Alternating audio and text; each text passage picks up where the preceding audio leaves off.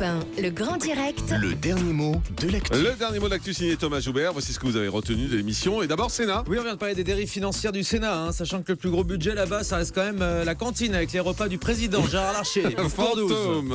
Pour votre invité, les sénateurs sont des parlementaires fantômes. Ce qui est sûr, c'est que ça fait longtemps qu'ils se sont endormis et qu'ils sont transparents. Manifestation. Dans le débat, on a parlé de l'interdiction des manifestations suite au débordement. La CGT affirme ne pas être responsable des violences.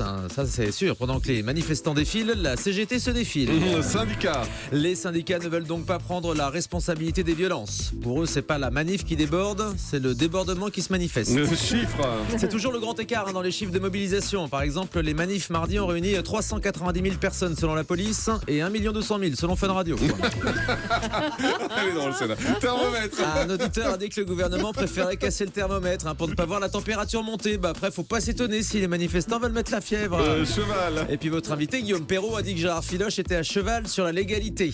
À mon avis, il est aussi à cheval pour se déplacer, vu qu'il est un peu resté bloqué au 19e siècle. Chien. Et puis dans un instant, le grand direct de la santé, on va vous dire quels sont les chiens préférés des Français. Mais en ce qui vous concerne, j'ai la réponse, Jean-Marc. Ouais. Votre chien préféré, c'est Iron, Bien évidemment. Et Merci voilà. beaucoup.